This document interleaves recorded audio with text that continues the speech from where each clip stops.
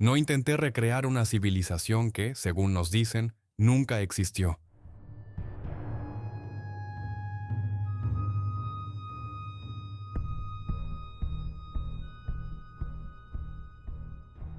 Pero cuando miras lo suficiente las ruinas arquitectónicas, los artefactos industriales y las fotografías de mediados del siglo XIX y principios del XX, comienzas a notar algo inquietante. No solo lo que hay, sino lo que no hay. Explicaciones, vacíos en el registro histórico.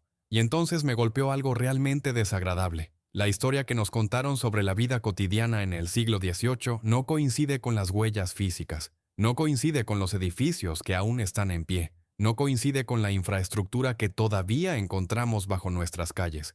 No coincide con las fotografías en las que el mundo parece mucho más desarrollado de lo que nos han hecho creer. Por eso me planteé otra pregunta. ¿No existió Tartaria? Pero ¿cómo podría haber sido la vida cotidiana en una civilización que dejó atrás estas estructuras? Esta investigación es un intento de imaginar cómo podría haber sido la vida en un periodo que nos describen como primitivo, preindustrial y atrasado. Un tiempo en el que, según la versión oficial, la mayoría de la gente vivía en la suciedad y el hacinamiento, viajaba a caballo, se comunicaba por cartas y construía cosas simples casi con las manos desnudas. Pero basta con mirar lo que realmente se ha conservado, y la imagen se desmorona. Las carreteras están demasiado perfectamente alineadas, los canales demasiado precisamente calculados, los edificios demasiado matemáticamente correctos.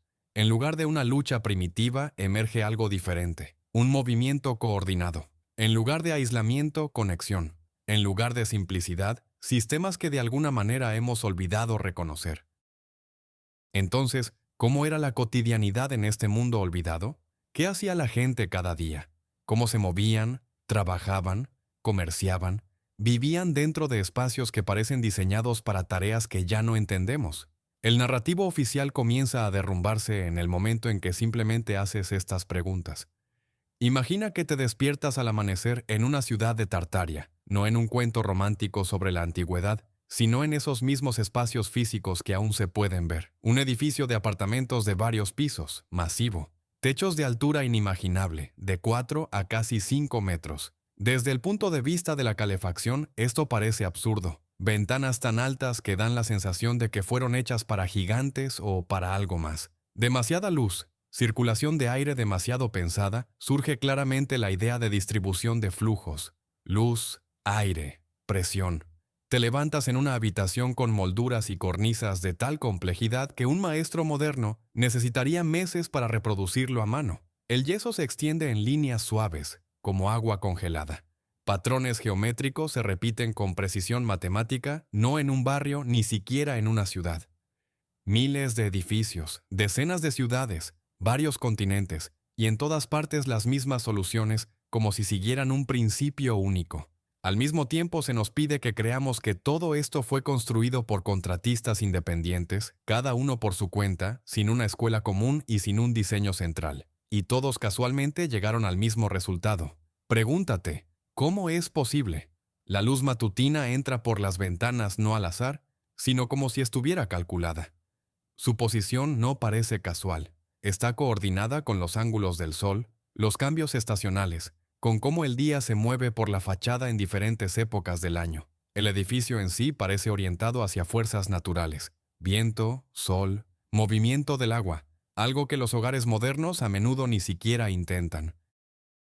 Te vistes con ropa que vemos en las fotos antiguas, estricta, multicapa, meticulosamente confeccionada, no tela tosca hecha en casa, sino textil que parece producto de producción en masa, algodón de India, seda de Asia, lana de Australia.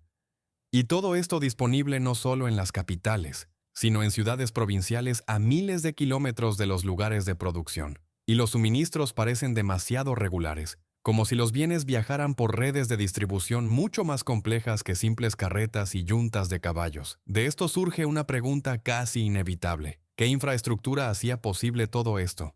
Sales a la calle y la calle plantea sus propios enigmas, no un camino sucio ni adoquines colocados al azar, sino calzadas cuidadosamente calibradas con pendientes, drenaje de agua y sistemas que en muchos lugares aún funcionan. Después de más de un siglo, las alcantarillas descienden a redes subterráneas que se extienden por kilómetros. El alcantarillado parece diseñado por ingenieros que pensaban en sistemas, no en pozos y tuberías aislados por necesidad. Los canales de distribución de agua suministran bajo presión no a mansiones individuales, sino a nivel de ciudades enteras, y todo esto, según la versión oficial, construido en unas pocas décadas, además simultáneamente en todo el mundo y según principios idénticos. Las calles mismas parecen revelar un diseño. Son demasiado anchas para un simple tráfico de carretas, demasiado niveladas, mantienen la línea con demasiada confianza, y además a menudo coinciden con las direcciones de los puntos cardinales, como si no fuera una construcción aleatoria que creció alrededor de un mercado o una fortaleza, sino un esquema previamente marcado. En ciudad tras ciudad surge el mismo motivo. Amplios bulevares divergen de puntos centrales, formando patrones geométricos que realmente solo se leen desde arriba. Rayos, formas estrelladas, composiciones radiales, precisión matemática que sugiere una planificación a una escala que, según nos dicen, no existía. Pero lo más incómodo comienza cuando miras el movimiento en estas calles. Las fotografías de 1860 a 1870 a 1880 muestran flujos de transporte, no caos ni aglomeración medieval, sino un orden reconocible, vagones urbanos sobre rieles, tranvías, líneas con signos de sistemas eléctricos o de cable, que requieren enormes inversiones y mantenimiento. Omnibuses que siguen rutas fijas, lo que significa horarios, paradas, lógica por la que la ciudad respira. Carruajes, sí, pero integrados en el sistema, no vagando por pasajes aleatorios. Y cuanto más profundo miraba, más a menudo encontraba rastros de redes de transporte que nos enseñaron a atribuir a un tiempo posterior. Las vías férreas urbanas aparecen en cientos de ciudades ya para 1880. Las líneas de cable requieren mecanismos subterráneos. En los grandes centros surgen trenes elevados. Y todo esto parece surgir sospechosamente al mismo tiempo, sin una fase notable de fracasos y largos intentos, además en diferentes países, en diferentes continentes y con principios repetidos. Aquí surge la pregunta de la que la historia oficial aparta la mirada. ¿Quién lo coordinaba todo? ¿Quién diseñaba? ¿Quién poseía las habilidades geodésicas precisas, la matemática, las capacidades organizativas para implementar soluciones similares en tantos lugares? ¿Dónde están en los registros los rastros del inevitable y torcido aprendizaje? ¿Dónde están los años de pruebas y errores? ¿Cuándo los ingenieros se equivocan en los cálculos? ¿Cuándo las ciudades reconstruyen calles? ¿Cuándo los sistemas fallan y se reconocen como fallidos? En cambio, una y otra vez vemos algo diferente, esquemas maduros de inmediato. Y el silencio en la explicación oficial es ensordecedor, porque se puede discutir sobre estilos arquitectónicos, se pueden atribuir detalles a la moda de la época, incluso se puede cerrar los ojos a rarezas individuales. Pero cuando las rarezas se combinan en sistemas funcionales, en drenaje, en redes subterráneas, en planificación, en rutas de transporte, dejan de ser detalles, se convierten en una imagen del mundo. Y aquí está lo importante. Las calles son solo una capa, solo un elemento visible de lo que parecía una infraestructura unificada e interconectada, porque inmediatamente detrás de la red callejera emerge el siguiente sistema, aún más masivo y aún más incómodo para el narrativo primitivo: canales. Los canales revelan algo aún más extraño. Pasé meses estudiando registros sobre vías fluviales en Europa, Asia y América del Norte, no sobre los proyectos más famosos como Erie o Suez, sino sobre miles de canales menores que conectaban ciudades, pueblos y centros industriales. La red era enorme, coordinada y calibrada, esclusas, control de niveles de agua, regulación estacional de flujos. El Gran Canal en China, más de 1000 millas, conectaba grandes sistemas fluviales y movía personas y cargas con una eficiencia que solo superaría el ferrocarril más tarde. El sistema de canales de los Países Bajos, Bélgica, norte de Francia. Cientos de millas de arterias acuáticas interconectadas con tamaños estandarizados, como si siguieran un plan único. La red británica en su pico alrededor de 4000 millas de vías navegables, construidas en aproximadamente 60 años, compatibles entre sí, precisamente calibradas en pendientes. Esto no es infraestructura primitiva, es ingeniería de sistemas. Por estos canales iban barcazas, y sus cargas podemos rastrearlas por registros portuarios. Grano de regiones interiores, productos terminados de ciudades, materias primas a fábricas. Los volúmenes asombran. Una barcaza llevaba lo que requeriría decenas de carretas. Las redes movían miles de toneladas al día y lo hacían no de manera caótica, sino a través de horarios, tarifas, puntos de control, estaciones de transbordo, es decir, a través de mecanismos que implican administración.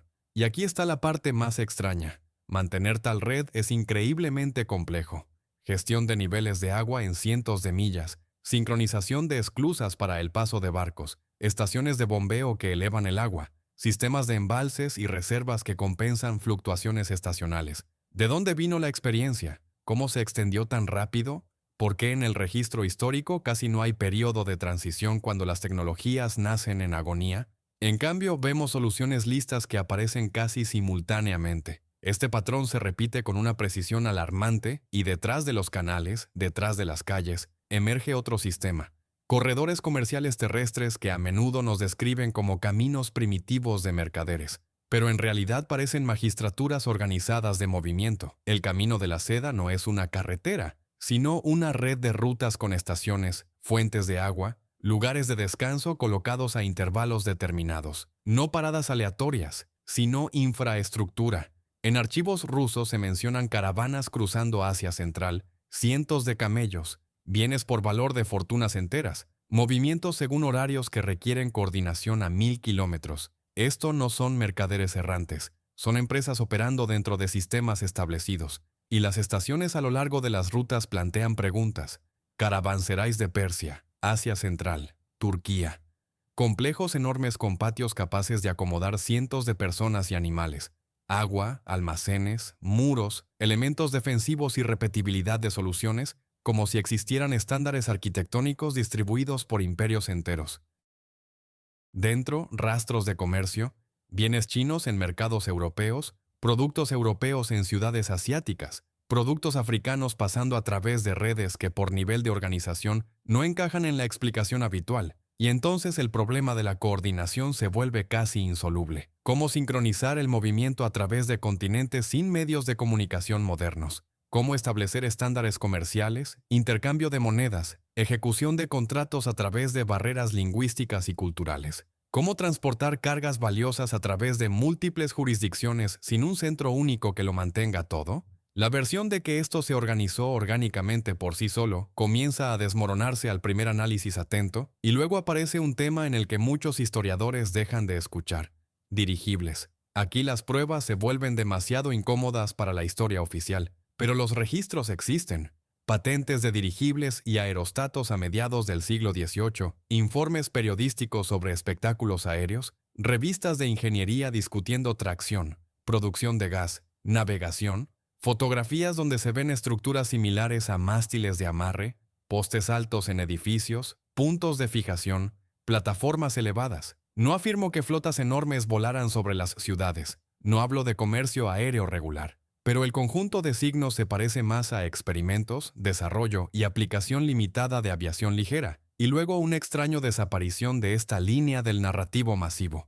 ¿Por qué? Piensa en las consecuencias. Incluso vuelos raros lo cambian todo. Velocidad de entrega de información, reconnaissance, movimiento rápido de élites. Esto es incompatible con la imagen de la época que nos pintan habitualmente, y los edificios de nuevo parecen insinuar. Techos con superestructuras sin propósito obvio, plataformas en edificios públicos, detalles arquitectónicos que comienzan a encajar si se asume que algo aéreo podría ocurrir sobre ellos.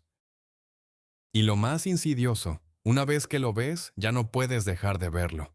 Pero la vida cotidiana no ocurría en las calles ni en los canales, ocurría dentro de estas estructuras, y es allí donde el enigma se profundiza. Los edificios mismos parecen revelar funciones que nos enseñaron a no notar. No solo casas, no solo fábricas, sino espacios diseñados para tareas que ya no sabemos leer. Sótanos que descienden mucho más profundo de lo necesario para almacenamiento.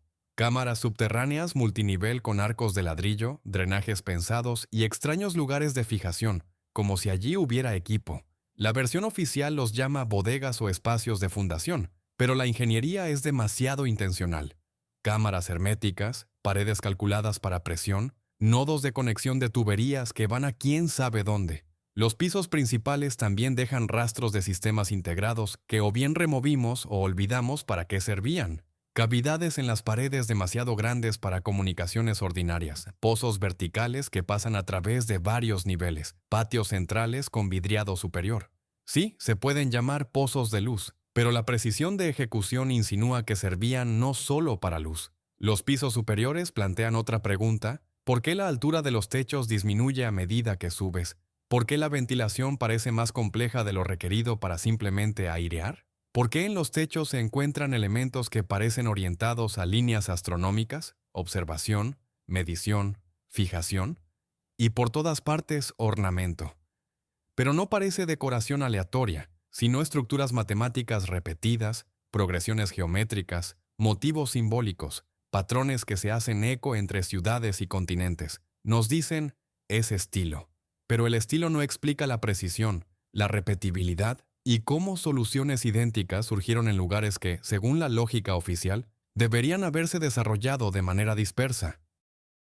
El ritmo de trabajo en estas ciudades muestra las inconsistencias más alarmantes. Fábricas en fotografías, no talleres artesanales, sino enormes edificios con espacios multinivel, salas de máquinas, líneas de ensamblaje y equipo que requiere coordinación de cientos de personas. Y la rareza no está en que la industria existiera. La rareza está en cómo se manifiesta la escala de inmediato, como si no hubiera periodo de transición, no mecanización lenta poco a poco. De inmediato potencia. Molinos textiles en Nueva Inglaterra, según datos y fotos de la época, ya para 1830 producen millones de yardas de tela al año. Acerías en Alemania operan a escala industrial para 1850. Cerámica en Inglaterra, producciones de vidrio en Bohemia, empresas químicas en Francia. Todo esto aparece en unas pocas décadas y requiere conocimientos que, si creemos en la versión escolar, aún no habían surgido. Y la mano de obra es un enigma separado. En las fotos, la gente está vestida casi formalmente y maneja máquinas con confianza, como si hubieran recibido entrenamiento. ¿De dónde vino la preparación? ¿Cómo miles de trabajadores en diferentes industrias adquirieron habilidades especializadas casi simultáneamente? El relato oficial habla de revolución industrial, progreso gradual, inventores y emprendedores, pero las huellas físicas a menudo insinúan algo diferente. Sistemas heredados, reutilización de infraestructura existente, tecnología que no fue inventada desde abajo, sino implementada como un paquete listo. Y dentro de estas fábricas, equipo que parece demasiado temprano para la cronología habitual, mecanizado preciso con tolerancias medidas en milésimas de pulgada, sistemas hidráulicos con presiones que respetan incluso los ingenieros modernos, instalaciones para generación de electricidad que parecen aparecer antes de lo que nos cuentan habitualmente, procesos químicos que requieren conocimientos y control que encajan mal con la imagen de una era técnica ingenua. Pero incluso esto no es lo principal. Lo principal es la coordinación entre empresas. Partes estandarizadas aparecen ya a mediados del siglo XIX, componentes intercambiables producidos en diferentes ciudades e incluso países y que encajan entre sí. Técnicas de ensamblaje en flujo surgen en varias industrias casi simultáneamente. Para esto se necesita pensamiento sistémico, protocolos centralizados, distribución de información y normas unificadas, algo que, según nos aseguran, no existía. Y cuando pasas de la producción al comercio, el enigma se densifica aún más. Mercados e intercambio en estas ciudades parecen comercio integrado. Precios como si supieran lo que pasa al otro lado del océano. Bienes llegan de distancias lejanas con sorprendente regularidad. Monedas se intercambian dentro de reglas funcionales, créditos, letras de cambio, contratos. Todo esto requiere confianza, verificación, ejecución e infraestructura que va mucho más allá del simple trueque. Y aquí la pregunta ya no es sobre tecnologías individuales. La pregunta es cómo estaba organizado todo este mundo. Parte quinta. Traducción de aproximadamente 5.000 caracteres. Cuando el día laboral termina y la gente regresa a casa, entran en espacios llenos de tecnologías que parecen demasiado maduras para una era primitiva.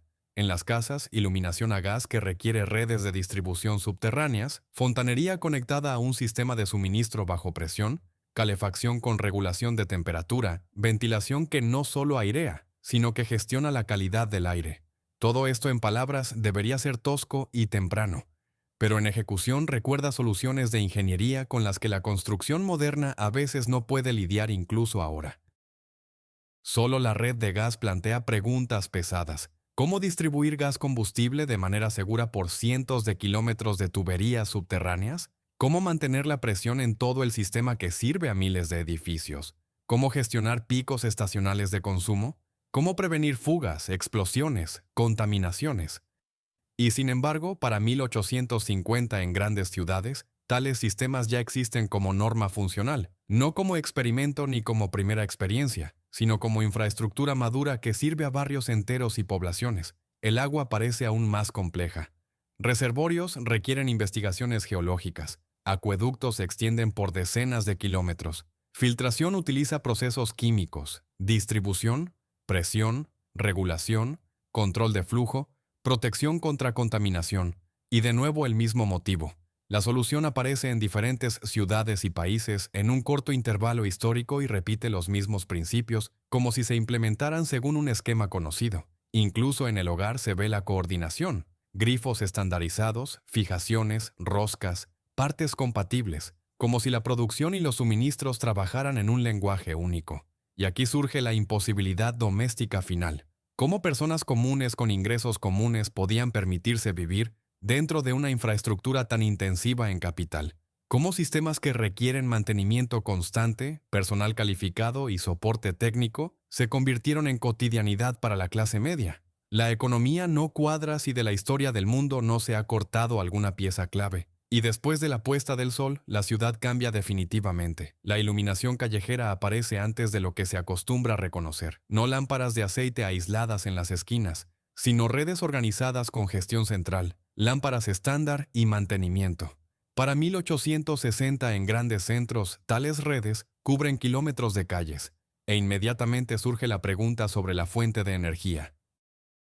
Gas, sistema de distribución subterráneo. Electricidad, generación, red de transmisión, regulación de voltaje, iluminación de arco, equipo preciso, electrodos de carbón, control de corriente, nos dicen aún en embrión. Pero en la práctica parece implementación a escala urbana. Fotografías de esa época muestran actividad vespertina que encaja mal con la oscuridad del pasado. Movimiento después del atardecer, calles comerciales trabajando, espacios públicos iluminados. Luz en ventanas como si la alimentación se suministrara sistemáticamente. Iluminación de fachadas. Luces en techos visibles desde lejos, como para orientación o señales. Y de nuevo la pregunta, ¿quién coordinaba? ¿Quién financiaba? ¿Quién poseía los conocimientos para hacerlo antes de lo debido? Y aquí llegamos a lo principal, de lo que esta investigación no puede escapar. ¿Qué pasó con el conocimiento?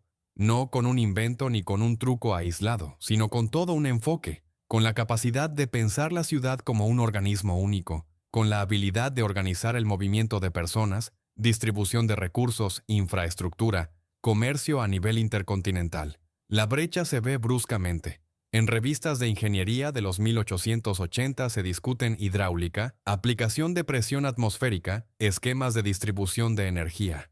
Y para 1920 mucho de esto desaparece, como si el paradigma hubiera sido sustituido. Otras suposiciones, otras tecnologías, otro lenguaje de descripción del mundo, como si toda una base de conocimientos hubiera sido reemplazada.